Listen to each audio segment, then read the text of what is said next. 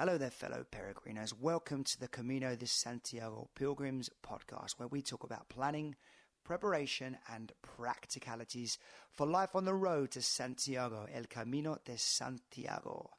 So for the second episode, I have decided to share with you my 10 top tips that I thought of whilst I was walking my last Camino, the Camino Portugues, that I thought would make life just a little bit easier and enjoyable. So let's dive straight in and start with number one of those 10 top tips. So my first one is pack flip-flops to give your feet some air and kick off your boots when you finish walking for the day. Sounds like Captain Obvious, but it's something I didn't do on one of my Caminos, and I really missed my flip-flops. And the reason was I was just trying to save weight. But when you've done a 30 kilometre day, 40 kilometre day, it could even be 10 kilometres, whatever, it's always such a great feeling to take your boots off, take your socks off, and give your feet an airing, especially if you've got some blisters as well. It will give them a chance to heal, and you can give them some TLC that way. So yes, tip number one, pack some flip-flops. I think your feet will thank you for it. Tip number two of my 10 top tips for walking the Camino de Santiago would be to take a dictaphone so you can walk, think, and talk. You'll be surprised at how good your brain is at untying mental spaghetti when you switch off your smartphone and escape into nature. Recent studies have shown, we look at our smartphones on average 150 times per day, and we'll spend 5 years staring at a screen by the time we die, which is quite scary when you think about the other things we could have spent those 5 years doing. I don't know how many Caminos we could squeeze into 5 years, but it would probably be quite a few.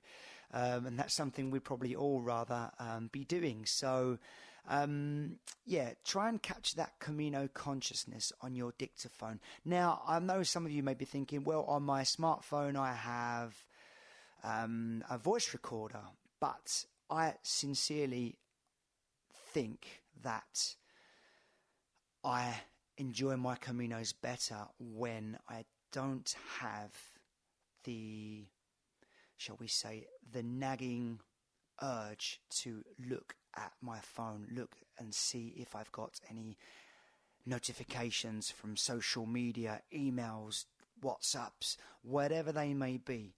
I find it frees up that cognitive bandwidth for you to think, and like we say, untie that mental spaghetti. So I'm not saying don't take your phone. Obviously, that will come in really handy if you've got family that you want to keep in contact with and let them know that you're okay.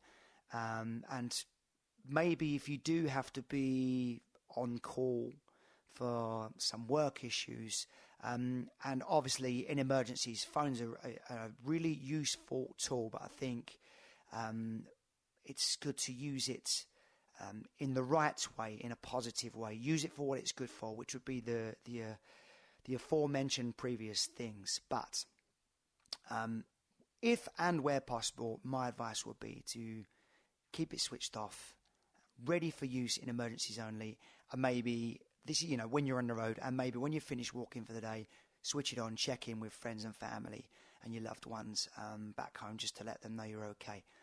So I know that can be controversial and some of you may disagree with that, but that's just the way I do it. I'm not saying it's right. I'm not saying it's the only way, but that's one way I feel like I get the most out of my Camino. And maybe it's worth trying for a day and seeing how you feel, because those notifications, it's all about the release of dopamine. Dopamine is a pleasure hormone, a neurotransmitter that's released by our brains when we see one of those yellow arrows. That's kind of some notification that we're going the right way, that we're making progress. But it's also something we can become addicted to, and that's why smartphones have become so addictive for us, and maybe lots of us don't even know it. So let's increase the serotonin, which is the happiness hormone, with the walking, and let's decrease the dopamine by turning the phone off, the dependence on dopamine, turning the phone off while we walk. And maybe having a look around at the sky, at the scenery, the horizon, instead of at our phones. I know you might hate me for that, but that's just my opinion, nothing more, and my recommendation for trying. Okay, so that's the first two: packing flip-flops, take a dictaphone, keep your phone switched off whilst walking. Number 3 would be make snacks easily accessible when on the road. When you're tired and in need of a quick shot of energy, the last thing you want is for that banana or that muesli bar or that chocolate bar or that bocadillo. There's the French bread baguettes, as the Spanish call them, to be at the bottom of your backpack. So I recommend keeping snacks and water inside pockets, or best case scenario in short or trouser pockets zipped up. So that way you can keep walking, you wouldn't have to stop or waste precious time and energy dropping your bag off your back. Just kind of munch and walk. I found that when I did that, I found that to be really, really useful. So you could just unpeel a banana and get munching while you walk. So that's number 3. So keep snacks easily accessible when on the road. Number 4 would be carry safety pins to attach wet clothes onto your rucksack so they can dry out while you walk. So maybe after walking the previous day, your clothes didn't dry because it was a wet day, and obviously you don't want to stuff your wet clothes into your backpack and make the rest of it, the rest of the clothes or the rest of the stuff inside your backpack wet. So some safety pins can really come in handy for that kind of stuff. Obviously, you don't want to show the world your Power Rangers underwear, or but at least they won't be wet. So it's kind of the best case of a worst case scenario. So that may come in handy. Maybe when you're walking in the wilderness, that could be a good idea. When you're walking through some Spanish towns or villages, that you might want to just kind of put them out of sight, not to scare people. But so that could be a helpful tip. So safety pins can come in handy for that. And I think I said on the first podcast with Sierra St. Clair that carrying some pegs too could be really, really useful, because those little commodities, believe it or not, are like gold dust at the Elbergs. And again, essential for making sure your clothes haven't been blown off the line all the way to Finisterre. And of course, they will be dry by the time you go to walk the next morning. So pins and pegs, 2 really useful things to take with you that wouldn't take up too much weight and space in your bags. Okay. One little conundrum for number 5 I had while I slept was wondering what to do with my valuables. And when I say valuables, I mean stuff like obviously wallets, passports, bank cards, anything along those lines. I thought maybe I'd put them in the top pocket of my backpack, and but I've often found myself just laying there worrying, hoping that they were going to be safe. In the end, I came up with a solution to put them into my sleeping bag while I slept, because if anyone wants to get to them, they'll probably think twice if they have to go in there. Okay, so obviously you might have your own system, but this was something I ended up doing and became part of my routine. Okay, now also one other thing I found to be really useful, and this would be number 6, would be to have some spare change in your pockets. Picture this: you've walked 20 kilometers for 8 hours in 30-degree heat without a break. You see that cafe up ahead. The doors are wide open. If you've got a few euros in your pocket, you dig in, pay up, and instantly savor that drink you'd been dreaming of, or that food, or that bocadillo, whatever it may be, that little slice of tortilla that caught your eye when you walked in the door. And the worst thing is if you've got to rummage around in your rucksack and waste valuable time and energy trying to find some coins. Can be very, very frustrating, and like we said, time and energy become very precious commodities when you're walking the Camino de Santiago. So, and that may put you at the back of the queue, and you have to wait behind five fellow peregrinos who had spare change in their pockets and got there before you. So, yeah, sounds like silly little things, but definitely I think they come in handy. Yes, spare change in your pocket. So when you walk into shops or if you see a vending machine, just dig in, pay up, and quench that thirst and satisfy that hunger, which seems to be chronic always when you're walking so many miles. All right, number 7 of my 10 top tips for walking the Camino de Santiago would be break in your boots. I made the mistake of not doing this on my first Camino. I saw some shiny, brand new Merrell boots. I had my old ones. I thought, they look amazing. I want to buy those. I'll be okay. Everyone says you need to break them in, but maybe it'll be worth it if I'm wearing a pair of new shoes, new boots. I'm not sure it was in hindsight. I had some very, very bad blisters that were plaguing me for the first 9 to 10 days of my Camino, probably up until I got it from Saint-Jean-Pied-de-Port to Logroño. I found it very, very difficult the first 10 days or so. So it was only once I'd broken my boots in and the skin in my hot spots had toughened up that I was walking in relatively pain-free bliss. So, yes, do break in your boots. Again, that sounds like stating the obvious, but I didn't do it, and maybe if you are not an experienced walker, but you are thinking of walking the Camino de Santiago, that's definitely a good thing to start and a good way to start your preparation. Just put on your boots and get walking. And if you do feel those hot spots, you might want to treat them immediately. So yes, breaking your boots, that's the moral of that story. Number 8, we're whizzing through these. Number 8 would be pack earplugs and a blindfold to silence the snoring.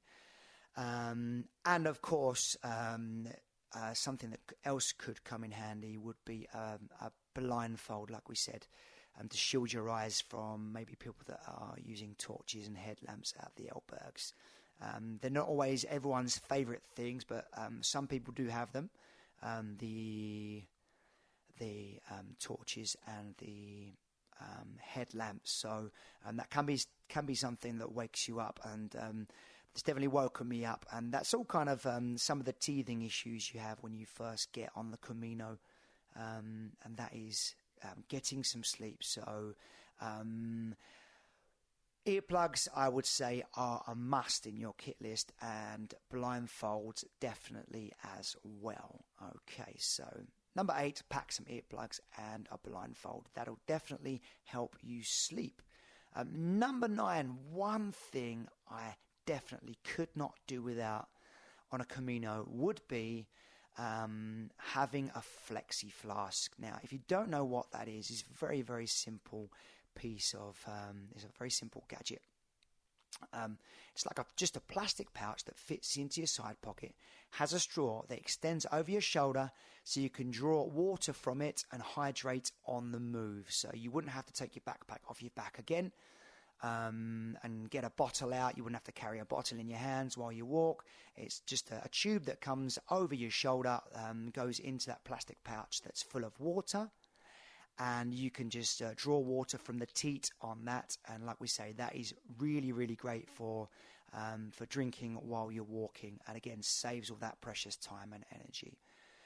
Okay, so number 10 on the 10 top tips for walking the Camino de Santiago.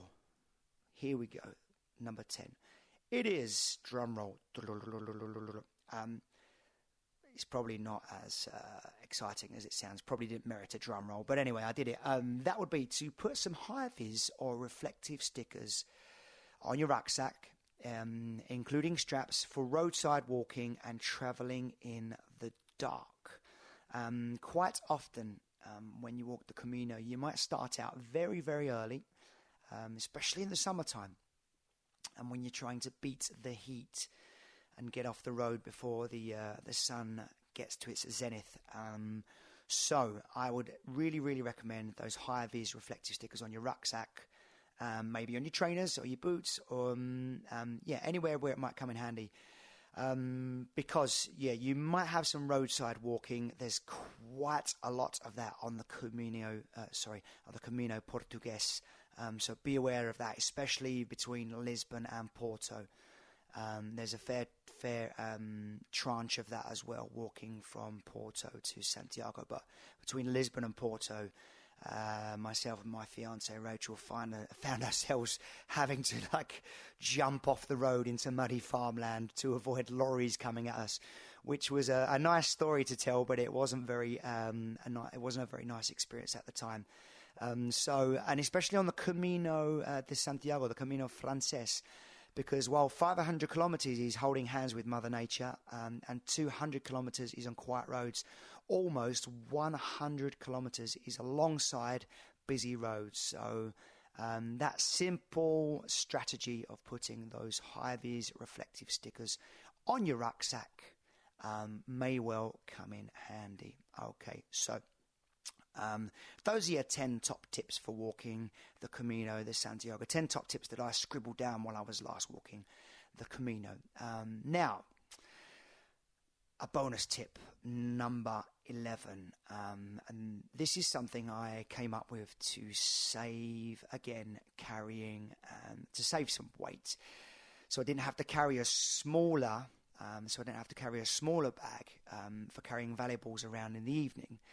Instead, what I did was I used my sleeping bag stuff sack to carry around my passport, wallet, and other valuables when I'd finished walking for the day and wanted to explore out and about where I was staying. So on my first few Caminos, I had a little, a little satchel that I carried around as well. And instead of that, I came up with the idea of carrying it in my stuff sack. So a body wallet could come in handy as well. I used a body wallet as well. But sometimes I found that to be a bit uncomfortable. And where you've often got the backpack on your back all day in boots, sometimes I found myself just wanting to feel as free and as light as possible when I'd finished for the day. And I found that stuff sack kind of just went over my shoulders like a satchel. And you could kind of pull up the rope to close it as well, and I found that quite secure, and it's really always there right on your body. So that was my bonus tip. So there's 10 top tips and a bonus tip there for walking the Camino de Santiago.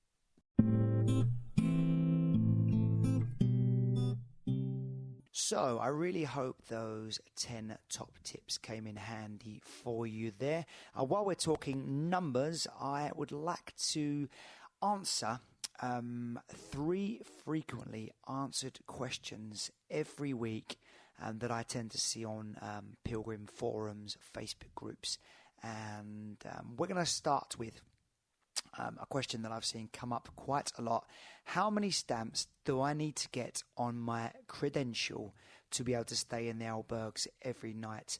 I've read different opinions on this one and different answers, but I have gone to the Pilgrim Office in Santiago website to get the answer to this one, and they recommend that you need 2 stamps per day. So just to be safe, it's probably best to get 2 stamps per day according to the Pilgrim Office website in Santiago. So you'd get one obviously in the albergue where you stay, and that's really, really important. So every place you stay, you sleep, you want to get your credential, which is your pilgrim's passport, stamped there.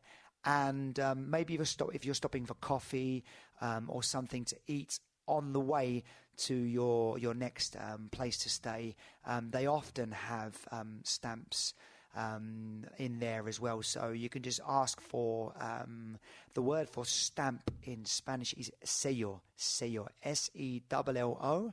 but that double L is pronounced like a Y in English. So you could say something like, ¿Tienes sello, por favor? Do you have the stamp? And ¿Tienes sello? And that may well come in handy. And my Spanish is okay. I've lived in Spain for quite a while now. So I hope my Spanish comes in handy and and you can understand it, what I'm saying. Never planned to give you that bit of Spanish there, just came out. But yeah, ¿Tienes sello? Would be a good thing to ask. Do you have a stamp? They should know what you're talking about. And most places along the way will have them. So good to ask. So 2 stamps along the way. The other question is, does anyone have anywhere that they recommend staying in Saint-Jean-Pied-de-Port, which is the most common starting point for most people on the Camino?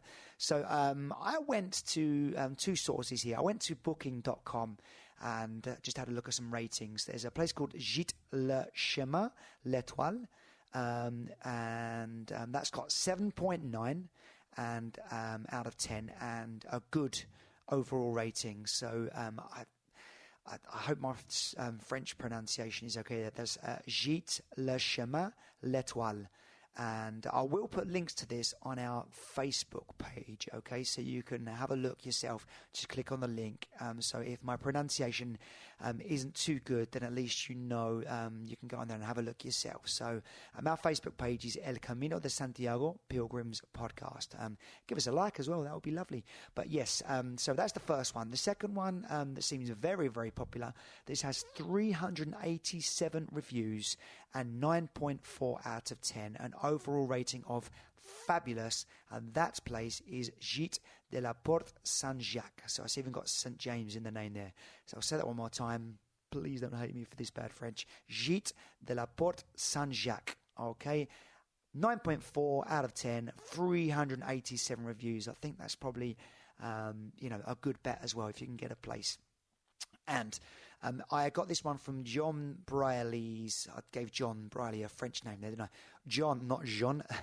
John Brierley's fabulous guidebook, which is what I used along the way on the way to Santiago. It's called A Pilgrim's Guide to the Camino Frances, and it's most people's go-to guide. And it's called The Ancient Pilgrim. The subtitle is The Ancient Pilgrim Path, also known as Camino de Santiago. So, yes, that's a Camino Frances guidebook. And he recommends, if you don't want to stay in the albergues, you could go to a place called Hotel Ramuncho, which has 289 reviews, 8 out of 10, and good overall feedback. So, yes, highly recommend those places. I will put links to all of these places on our Facebook page, El Camino de Santiago Pilgrims Podcast. Give us a like, and yeah, you can click on there. That would be lovely. So those are the 3 frequently answered questions. You've had 10 top tips there. And before finishing, I'd like to recommend another Camino de Santiago podcast, which is called My Camino by Dan Mullins. He's been going for a couple of years now, I think.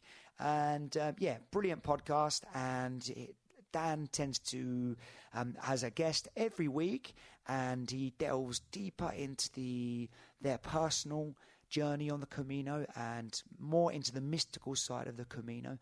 Brilliant listen, really, really highly recommend that. So My Camino by Dan Mullins. And before finishing, I hope you don't mind me mentioning, if you're looking for a light-hearted memoir about the Camino Frances specifically, then my memoir called The Only Way is West is available on Amazon. Just go to the search bar, type in The Only Way is West, and you'll see my book, my memoir come up there. So yeah, thank you so much for listening. I really hope you've got a lot out of this week's podcast. Do go to Facebook, give us a like, that would be lovely. And it just remains to say, until next Friday, when every episode will be posted, buen camino, fellow peregrinos.